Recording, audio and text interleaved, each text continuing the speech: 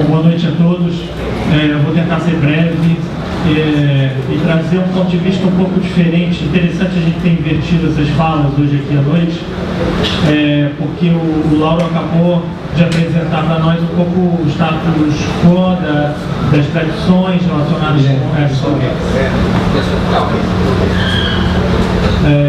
com essa evolução desse espaço híbrido, ambíguo, intermediário com o qual vocês estão trabalhando. A gente, 3 anos atrás, a gente começou uma pesquisa, publicamos um livro ano passado, o resultado dela, que é muito fruto de um certo temperamento também da cidade do Rio de Janeiro.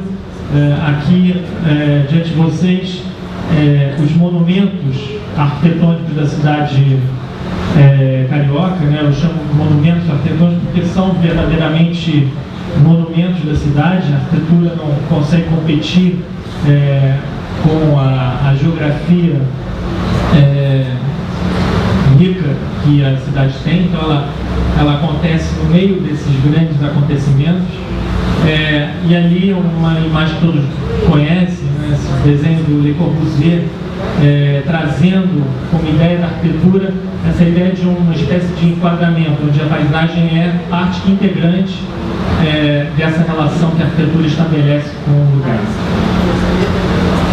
Só para lembrar, aqui também uma coisa muito importante para a gente, que é uma espécie de herança que a gente tem dessa arquitetura modernista brasileira. O Lauro acabou de falar dela para vocês.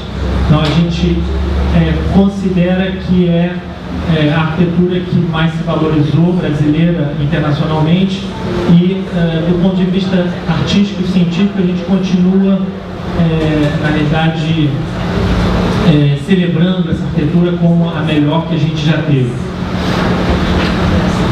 E do outro lado, né, quando essa arquitetura moderna, modernista, de certa forma perdeu fôlego, a gente teve crises econômicas, ditadura militar e um movimento de informalidade muito grande tomou conta da cidade, no caso da cidade do Rio de Janeiro.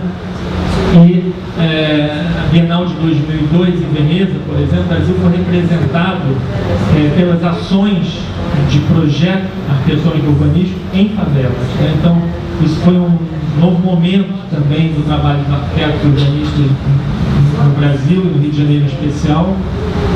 Programas como Favela Bairro, por exemplo, foram muito destaque e foram referência de projeto para se entender como lidar com esse fenômeno. Outra coisa que nos chamou a atenção, porque eu particularmente dou aula de projeto de arquitetura e os coautores com quem eu escrevi o livro foram meus alunos, e dentro de nós essa inquietação. Então, nesse contexto de uma cidade que ainda celebra a arquitetura dos anos 40, 50, meados do século XX, ou seja, mais de 50 anos atrás, meio século, né, que se passaram aí. E esse momento de informalidade, uma arquitetura sem arquitetos, né, essencialmente, por essência, sem arquitetos, como lidar, como redescobrir na cidade do Rio de Janeiro referências para projetar. E aí a gente trouxe essa comparação, um livro, um esforço grande do Roberto Segre de fazer um guia da arquitetura contemporânea do Rio de Janeiro, ou seja, dos últimos 30, 40 anos, pós-moderna ou pós-modernidade, e comparado ao guia de Londres, que está disponível na internet. E aí a gente vê, né, essa discrepância. Aqui foram 20 anos, 40 projetos, e aí a gente tem 10 anos, 260 projetos. Não vou dizer que todos os projetos que estão no guia de Londres são relevantes, mas também nem todos aqui. Então, desses 40, muitos são empreendimentos comerciais sem muita relevância.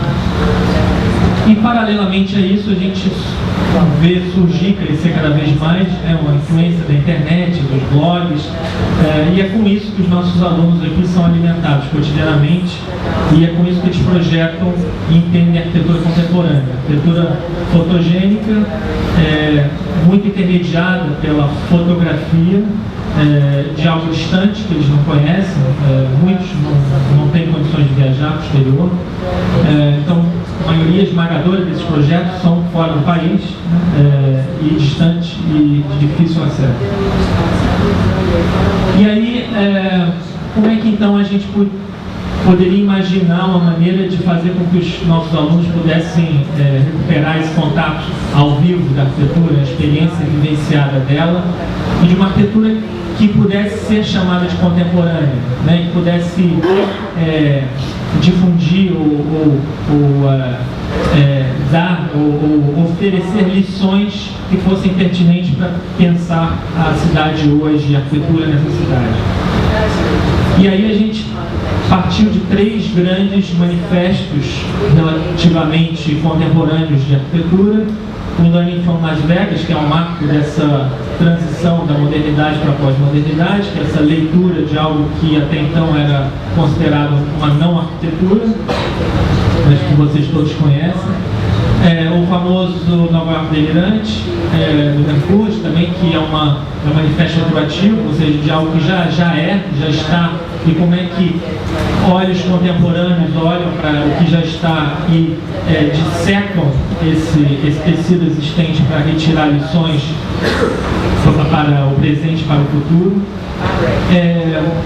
E o terceiro ali em amarelo, o Made in Tóquio, que é um guia de arquitetura, uma das principais referências nossas, por um jovem escritório de arquitetura em Tóquio, Atelier Boulogne, para quem conhece, editado 2000-2001, fruto também de uma pesquisa e de uma coleta de observações feitas por esses jovens arquitetos numa cidade que produz muita arquitetura divulgada internacionalmente, inclusive em revistas, blogs, internet, etc. Todos conhecem a arquitetura japonesa contemporânea, internacional. Mas esses arquitetos, eles pararam para pensar e disseram, mas a nossa cidade, a cidade de Tóquio, não é essa que aparece nas revistas e grandes projetos internacionalmente difundidos. Então o problema deles lá não era exatamente como o nosso, não é que a cidade deles não produzia arquitetura contemporânea, mas que a parte da arquitetura contemporânea produzida em Tóquio era ínfima comparada à quantidade de projetos e edifícios que povoam aquela cidade e que nunca foram observados como sendo pertinentes do ponto de vista das lições que elas podiam oferecer em termos de projeto. Então, só um exemplo, né, para lembrar esse trabalho interessante, né, uma combinação híbrida de uma autoescola que ocupa o telhado de um shopping center.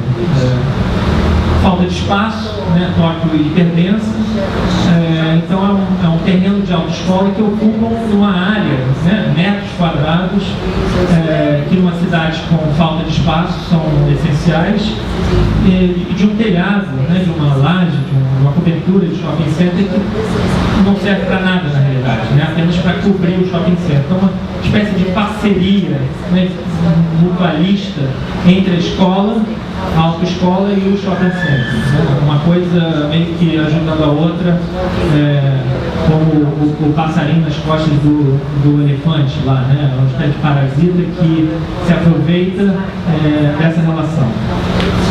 Então esse tipo de coisa, esse guia de Tóquio chamou muito a nossa atenção, porque a gente parou para pensar, mas então isso acontece no Rio de Janeiro? A gente tem exemplos que poderiam se comparar a isso? Porque até então isso não era considerado como uma lição de arquitetura, não era considerado como algo digno de estar numa publicação sobre arquitetura contemporânea. Até porque muitos desses projetos nem têm assinatura de grandes nomes da arquitetura e alguns nem são projetados por arquitetos, inclusive. Outra coisa que nos ajudou, eu vou terminar essa introdução aqui, foi essa dinâmica que aconteceu aqui no Estúdio X. Agradecer mais uma vez essa casa, né, de existir no Rio de Janeiro. Acolheram vários workshops nossos com escolas europeias, principalmente, a Escola Nacional de Arquitetura de Versalhes, em particular, que também foram nos ajudando a entender, porque eles se deslumbravam com algumas coisas que eles viam no Rio de Janeiro, que para nós pareciam normais. Então foi um pouco através desse olhar estrangeiro. Bienal de 2010, um marco muito importante para nós também, porque é uma Bienal instigada por a Casu Segima, de Sana, e é uma Bienal um pouco especial porque ela não pretendeu apresentar grandes obras da arquitetura, mas mais tentar olhar para como a gente experimenta ou vivencia a arquitetura. E, por último, esse livrinho que surgiu no meio da nossa pesquisa, que é o Anti-Objeto do Kengo Kuma, arquiteto japonês conhecido, que escreve uma espécie de manifesto contra a arquitetura objeto, né? Contra essa arquitetura que aparece justamente nas páginas das revistas e da internet, porque é a arquitetura que é fotogênica. A arquitetura da experiência cotidiana, ela é de difícil comunicação intermediada pela fotografia. E aí então surgiu um livro, eu tenho aqui, depois eu posso fazer circular para quem quiser dar uma olhada. Ano passado ele foi publicado e apresentado aqui no Estúdio X. Então, muito rapidamente, a estratégia do livro foi baseada num modo de representação que não da fotografia, mas da axonométrica explodida, que são essas perspectivas que permitem transcender um pouco a aparência externa do objeto e olhar para a arquitetura, na realidade para a inteligência da organização espacial dos projetos. Então, conseguir com isso deixar um pouco de lado um filtro que por muito tempo nos obstruiu a visão para entender essas lições.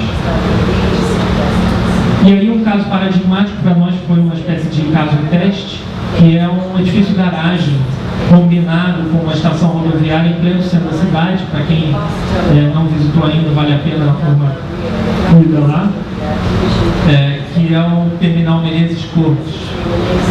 Então é um edifício relativamente feio, né? Feio, a gente pode dizer isso sem nenhum problema. Inclusive reconhecidamente detestado pelos arquitetos. Houve inclusive um projeto de reestetização ou repaginação das fachadas há uns 10, 15 anos atrás, mas que não resultou em nenhuma grande satisfação popular. Mas é um edifício intensamente usado. Aqui vocês estão vendo à direita aqui uma imagem, né, que é do tipo das imagens que a gente conseguiu ou tentou usar para disseminar essas lições, esses projetos no livro. Então, que mostra a combinação das lâmpadas de estacionamento com a iluminação bastante genérica e modular, né, que permite, inclusive, usos mutantes desses andares. Algumas vagas são transformadas oportunisticamente em outras atividades comerciais, muitas vezes relacionadas com a própria atividade de estacionamento, mas em alguns andares transformadas em salas de aula de uma universidade, por exemplo. E isso combinado com uma rua, que era uma rua de carros, foi transformada em rua de pedestres, e a rua de pedestres transformou numa praça de alimentação, ou seja, numa grande esplanada de cafés e bares, restaurantes, que funciona intensamente no horário comercial.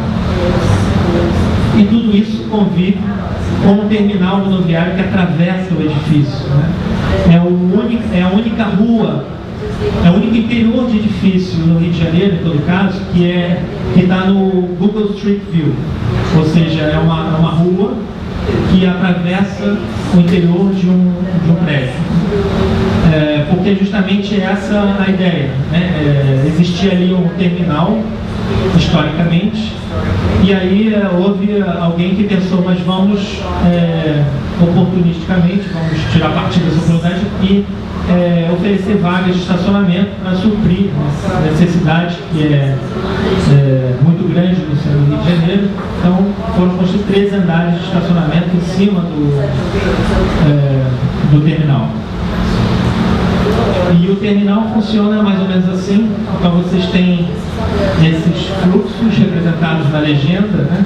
Então o que é interessante é ver como esses fluxos se articulam e convivem uns com os outros, né? Geralmente as discussões hoje, por exemplo, sobre o terminal rodoviário falam de exportar rodoviária para a periferia da cidade, o que não é uma coisa mais simples, mas o que é interessante aqui é ver como esses usos parecem tão incompatíveis, né? Acabam funcionando uns com os outros. Uma universidade, um centro comercial, um terminal rodoviário, um edifício garagem e uma praça de alimentação que ocupa uma rua foi transformada em rua de pedestres.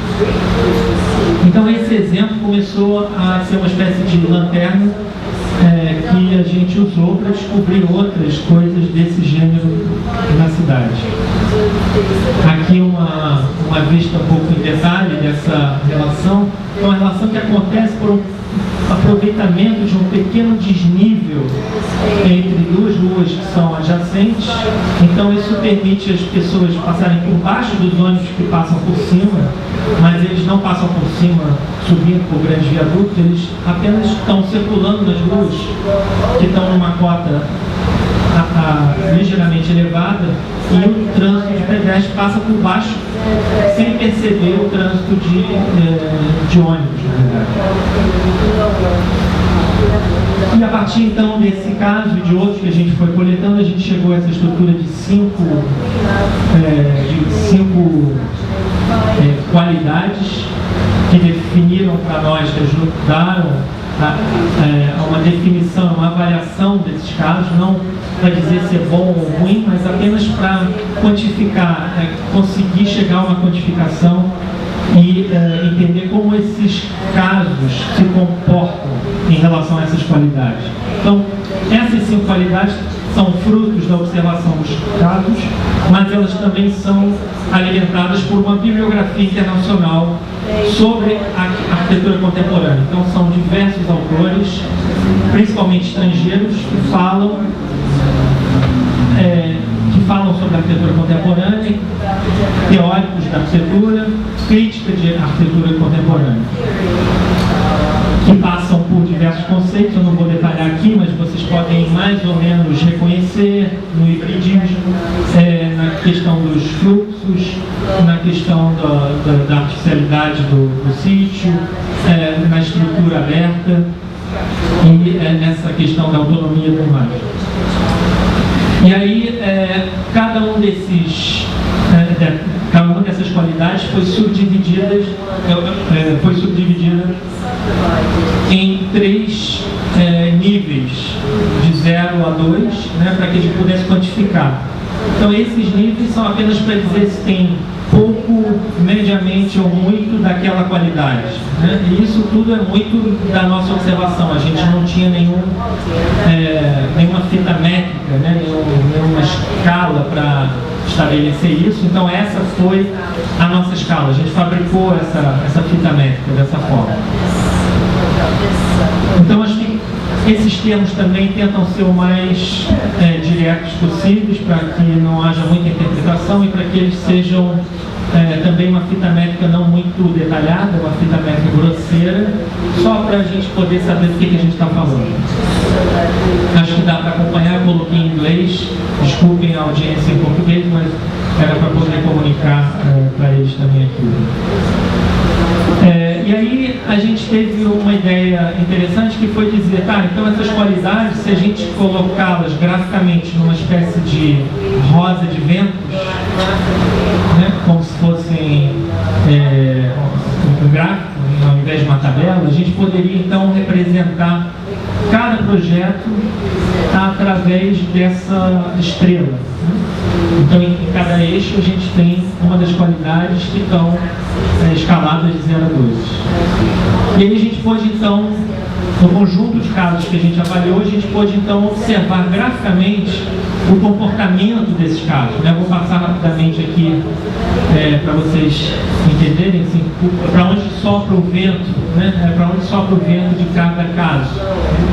Então, a gente começou a ver, então, tem projetos que falam mais disso, ou que se comportam mais assim, assado. Então isso, para nós, foi muito importante para a gente poder até entender do que a gente estava falando, foi uma espécie de feedback para o próprio texto no qual a gente constrói a teoria que embasa essa análise.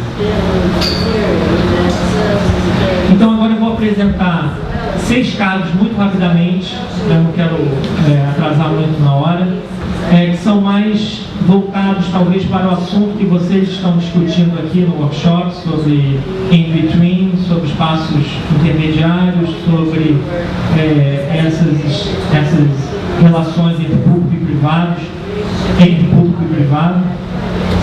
Então aqui um primeiro caso que é bastante interessante, os armazéns do Cais do Porto. Para quem não conhece, são estruturas que foram construídas para armazenagem de produtos para exportação e importação, numa época em que não havia container. Então, acho que todas as cidades do mundo que tiveram portos antes da época de container tiveram esse tipo de estrutura.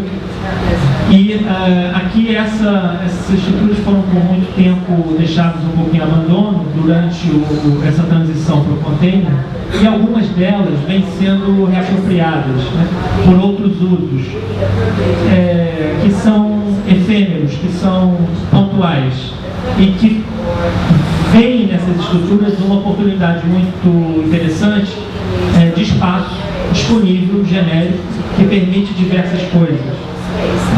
Como vocês podem ver, é uma estrutura modular muito básica, conjugada a um cais, conjugada a uma via de acesso que existia para a chegada de mercadorias, então de fácil acesso, e que então que estava disponível no centro, muito próximo ao centro da cidade. Então eventos como o Fashion Rio, por exemplo, usam esse espaço, ou o Fórum Urbano Mundial também já usou, encontros de mais diversos tipos que vocês podem imaginar, porque justamente esses armazéns permitem isso. E em época de verão eles também permitem desembarque e a gestão dos passageiros dos cruzeiros de turismo, ou seja, são estruturas camaleônicas, que permitem essa transição de uso sem muita modificação da arquitetura.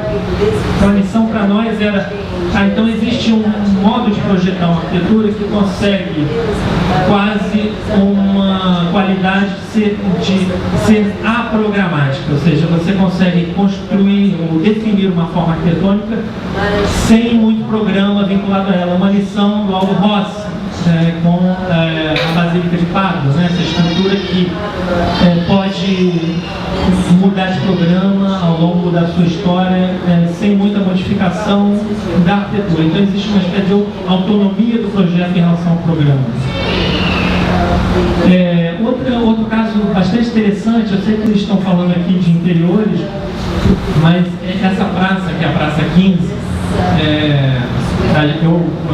a gente qualificou ela um pouco como uma espécie de grande saguão urbano, uma espécie de grande interior da cidade, porque ela funciona um pouco como uma espécie de grande hall que articula fluxos de diversas naturezas. E um dos apetrechos dessa praça que está sendo demolido, a gente combateu essa demolição do viaduto que passa por cima da praça. Não que isso seja um mal de demolir o viaduto, mas interessante talvez para vocês saberem, porque isso aqui agora é uma imagem arqueológica, que é que era o uso do viaduto como feira, como uma espécie de grande guarda-sol, sombreando uma grande área extensa da praça, que permitia esse uso, né, que era semanal, de uma feira de antiguidades muito concorrida, muito disputada e conhecida no Rio. Não sei para onde ela vai agora, né, sem o viaduto, se ela vai sobreviver. Está no meio da praça, com os barraquinhos. Bom, só para a gente talvez entender que algumas infraestruturas que nos parecem malvadas, né, na cidade, elas também têm um caráter bondoso, né, elas podem ser apropriadas para isso. Então também era um pouco essa nossa tentativa de transcender o bem e o mal, né, transcender o que a gente já predefiniu como certo ou errado. E colocar as coisas novamente em pauta, em questão.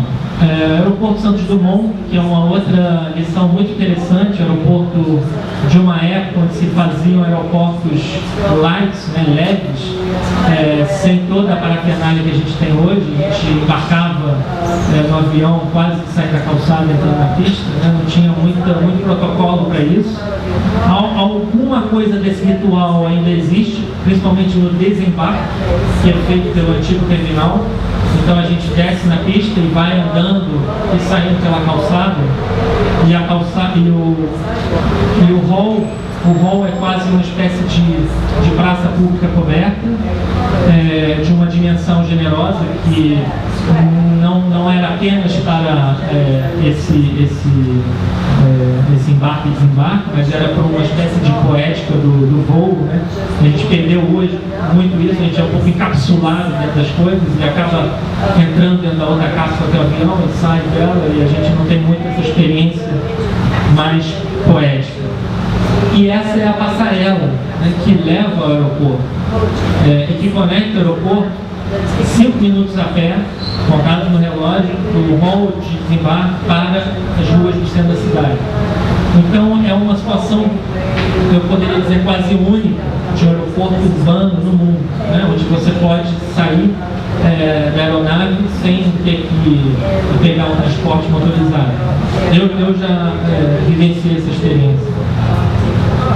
Então é algo, não digo que seja uma lição para fazer aeroportos hoje, mas uma lição para entender como os terminais de transporte podem ser, talvez, humanizados nesse sentido, não da decoração, mas no sentido das relações que eles estabelecem com o espaço público e com a cidade.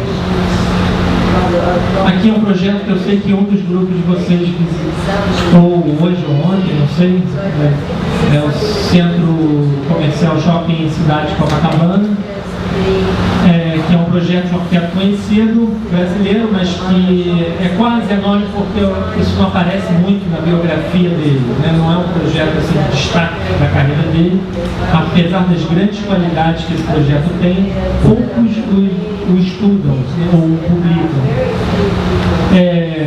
E aqui essa é uma das principais características dele, é possuir essa rampa helicoidal, que é uma rampa generosa, muito larga, de muito pouca inclinação.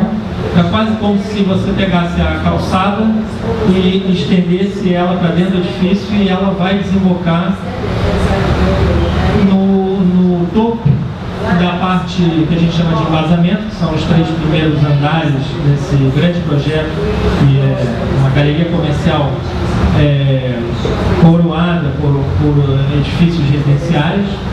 Então, no topo no final da rampa, né, que vocês estão vendo aqui, a transição muito interessante, né, mesmo o dispositivo, ele atravessa a galeria comercial e ele ganha luz natural e chega nessa espécie de praça, porque diferentemente dos projetos residenciais que são feitos hoje, essa esplanada que está acima da galeria comercial, como em muitos projetos, não é de uso privativo dos moradores. Inclusive, os moradores não têm acesso direto a ela. Os elevadores dão acesso ao térreo e não tem parada nesse nível.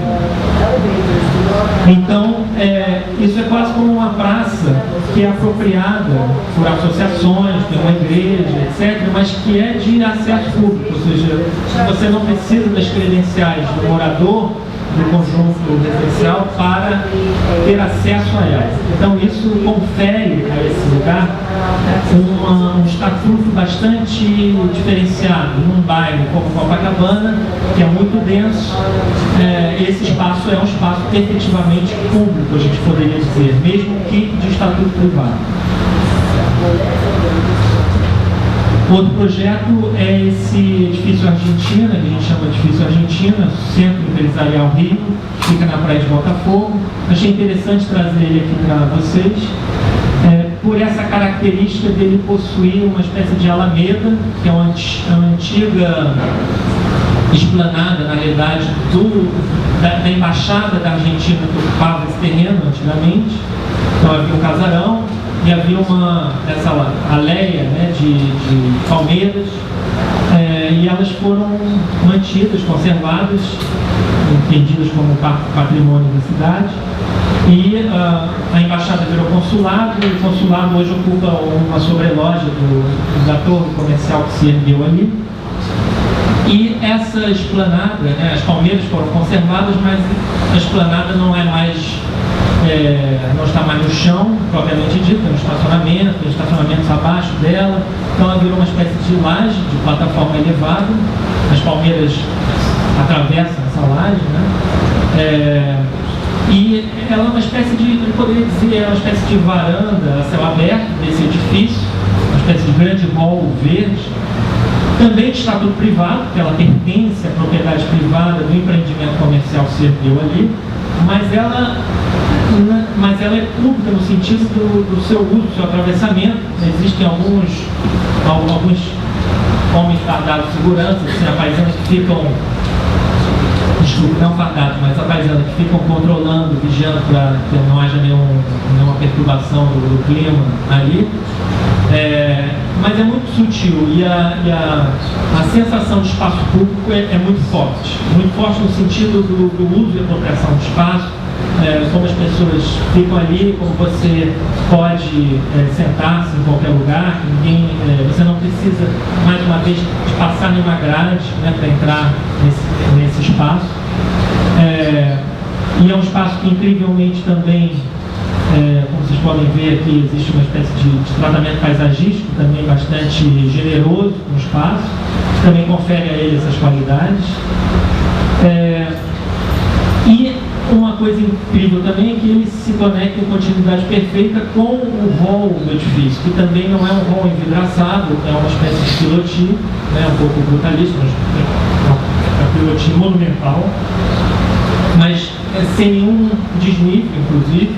Não existe nenhuma linha interceptando essa passagem. Então, essas transições, desde a calçada, o verdadeiro espaço público, para a alameda, que já é um espaço privado, mas de uso e temperamento público, para o hall do edifício, que você já está dentro do edifício, já está debaixo, né, das lajes, dos andares, mas não existe nenhuma cortina de vidro, não existe nenhum portão, nenhuma porta magnética, nada. A primeira barreira que você vai ter é, se você quer subir nos andares, você vai ter que se identificar para pegar o elevador. Mas até a sobreloja, existe uma galeria de arte ali, de exposição do consulado argentino, existe o próprio acesso ao consulado, existe uma espécie de mini galeria comercial, restaurantes. Então aquilo tudo vive numa simbiose grande com o espaço externo. E aqui vocês podem ver essa descida do subsolo, né, que faz com que a gente então perceba que isso não é uma praça como as outras, né, que está no chão, mas ela é uma laje de um edifício. Outra laje muito interessante, na verdade essa está no chão, é um piso asfáltico, né, a Cobal. Não sei se vocês foram lá, mas recomendo a visita. Um dos casos mais impressionantes que a gente pôde observar também nesse estudo. Originalmente é um mercado hortigranjeiro, né, que vende frutas e legumes, vendia. uma espécie de política pública, então um equipamento público, para oferecer aos feiristas uma estrutura única, um equipamento um pouco mais sofisticado que a Feira Livre, que pudesse então concentrar as chegadas e saídas das mercadorias no Rio de Janeiro e com isso tentar organizar um pouco esse fluxo. Isso periquitou um pouco com o crescimento das redes comerciais, dos supermercados, etc. E esse mercado foi aos poucos sendo consumido, né, ou transformado em centro noturno, centro de restaurantes. Então foi se transformando numa espécie de lugar para se estar com os amigos a qualquer hora, mas principalmente na parte da tarde e à noite. E o interessante é que de manhã ainda vinga muito, ainda existe muito a atividade de venda de produtos agrícolas, né, hortigranjeiros. Então, vocês estão vendo ali na sonométrica, né, um estacionamento generoso que envolve esse mercado. E à medida que o dia vai passando e a tarde vai chegando, as vagas de estacionamento vão dando lugar a espaço, a expansão dos restaurantes, das áreas de restaurantes com suas mesas e cadeiras.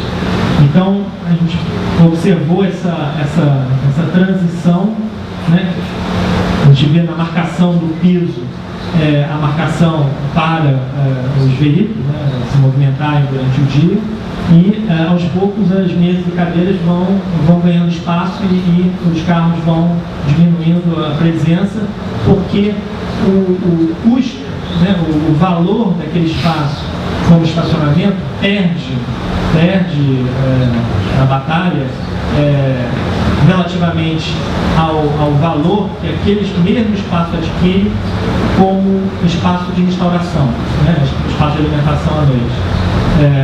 Então, aquele mesmo metro quadrado, ele muda de programa por conta dessa mudança no valor do solo, que é uma mudança praticamente diária que acontece naquele lugar, e que o projeto, que não foi pensado para isso, vai permitir, né, por conta do tratamento do piso, que é um asfalto, por conta da organização do espaço do próprio mercado, que permitiu a apropriação dos antigos espaços para a feira pelos restaurantes, por conta de todas essas condições da própria construção do edifício, que é uma construção elevada, uma espécie de exoesqueleto muito grande, né, com vigas treliçadas, que permite vencer vãos e, com isso, flexibilizar muito o espaço. Então, essas qualidades a gente foi tentando detectar para entender, isso não foi projetado para que essas coisas acontecessem, mas seria possível, então, antecipar e projetar algo que pudesse conseguir manter essa variação no tempo? Aqui vocês podem ver, a gente estava falando de varanda agora há pouco, né, como é que um toldo, uma estrutura de toldo que se fecha e se abre em função do horário do dia, vai transformar a vaga de estacionamento em mais área de restaurante. E vocês podem ver também o convívio direto, né? Existe quase uma poética ali, né, de você estar comendo no restaurante, assim, pessoalmente, e conversando com colegas nossos, né, existe um temperamento próprio daquele lugar, que é estar num lugar diferente, porque você está ali naquele lugar, um pouco que vencendo a batalha contra o carro, né, ou seja, a expulsão do carro daquele lugar e conseguindo conquistar um espaço que é um espaço também raro, uma cidade densa. Aqui a gente está falando do bairro de Botafogo. Saiu no jornal há pouco, uns dias atrás, para quem se interessa por isso, uma reportagem no Globo sobre o uso de uma área de estacionamento na Zona Norte, né, que é um conglomerado ali de Norte Shopping com adjacências ali. De manhã cedo as pessoas usam a área de estacionamento para fazer esporte, né, para andar e correr. Porque a gente está falando também da falta de equipamentos nessas áreas de espaço livre e as pessoas, os testemunhos das pessoas, eles dizem, não, aqui é seguro, tem área, posso trazer meu cachorro, ninguém me impede de chegar aqui, tem segurança, etc. E eu tenho esse espaço disponível. E para terminar, talvez uma dos cartões postais mais celebrados da cidade, que é a Praia de Copacabana. Né? Então, o que a Praia de Copacabana vem fazer? Uma fala sobre varanda, espaço intermediário. Parece que a gente está falando de espaço externo. Né? É um espaço externo, é uma praia, mas ela não é só uma praia. Ela deixou muito de ser só uma praia. Ela é uma grande, não pode dizer uma grande varanda da cidade nesse sentido, né? A varanda para o mar. Então essa foto aqui, que é uma foto que a gente publicou no livro, né, mostra já essa espécie de sobreposição de diversos planos, né? Um menino jogando futebol aqui, e um evento esportivo acontecendo ali, um grande evento esportivo. Acho que nesse dia era vôlei de praia, mas tem tênis, tem outras coisas, e ali ao fundo alguma atividade banhista remanescente. Uma das razões para que isso aconteça, né, vocês podem perceber nessa outra imagem aqui, é a largura, a profundidade da praia é relativamente grande em relação à atividade de banho de mar, a atividade tradicional de uma praia. Então vocês podem ver que mesmo no domingo, né, isso deve ser talvez um sábado, mas vocês estão vendo que a praia é bastante povoada, né, na primeira metade junto ao mar. E aí tem uma segunda metade da praia que é a areia quente, e ninguém fica ali para ir ao mar porque a distância é grande e é quente, e essa relação com o mar fica realmente um pouco perdida. Então essa faixa que não é ocupada, o pouco ocupado, menos ocupado pelo banhista, né, ela foi se transformando aos poucos numa oportunidade para a cidade, para que ali acontecessem diversas coisas imprevistas no uso da praia inicialmente, inclusive quando a praia foi alargada. A praia foi alargada na década de 70 para evitar a ressaca, que as ondas chegassem às garagens do edifício, que estavam muito próximos ao mar, e as ondas arrebentavam todo o calçadão, isso era obra sobre obra. Mas também para trazer por ali um emissário submarino, a tubulação de esgoto, que vai jogar o esgoto toda a Zona Sul, praticamente, vai jogar lá para o alto mar em Ipanema. Então, atravessa aqui por baixo da avenida tubulões, né, de saneamento de esgoto sanitário, que recolhem tudo isso. Então, todas essas obras de engenharia, né, que resolvem outros problemas que não tem nada a ver com o banho de mar, criam uma praia diferente das outras, né, uma praia estranha, uma praia urbana, e nessa praia urbana não apenas a areia contribui para isso, a largura da areia, né, porque ela permite esses usos que não são os usos próprios de uma praia, ou típicos de uma praia, mas também um arquiteto paisagista foi chamado, o Burle Marx, para projetar uma espécie de grande calçadão. Como eu disse agora há pouco, esse calçadão, a largura dessa calçada, né, por isso que a gente chama de calçadão, tem a ver com esse tubulão de esgoto que passa por baixo, né, então era preciso muito. Só para vocês terem uma ideia, esse aqui era o antigo limite da praia, né, do mar. Então, a calçada terminava aqui era areia, e logo ali era o mar, e a rua passava um pouco mais para dentro, e logo aqui estão os edifícios. Então, tudo isso foi jogado para longe. Assim, quem passar por lá e tiver um pouco de atenção vai ver que o meio fio aqui ainda é original da praia antiga. Pedras arredondadas que foram muito trabalhoso tirar, então eles mantiveram o projeto.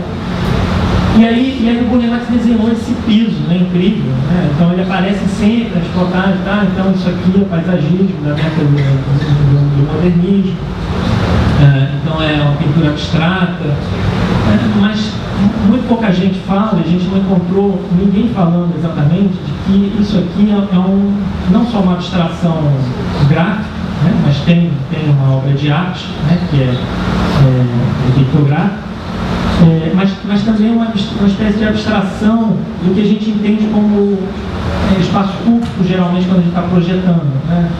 Arquitetos gostam muito de colocar muito mobiliário, vegetação, etc.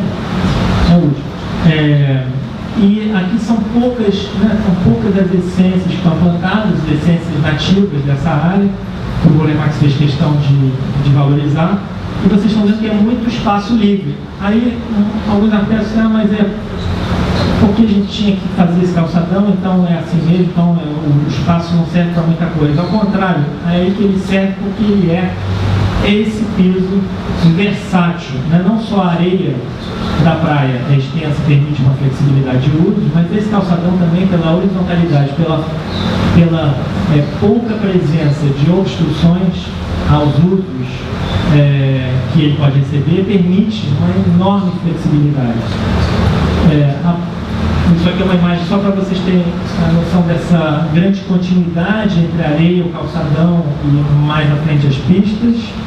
O banco é um banco que a gente também um pouco trabalhou sobre ele no estudo, que é um banco bastante genérico, ele não tem encosto, então ele permite ergonomicamente diversas posições, deitado para fazer abdominal, serve como, inclusive como tabuleiro para vender objetos para os turistas, serve para diversas, a gente foi fotografando, poderia quase fazer uma enciclopédia de usos desse banco.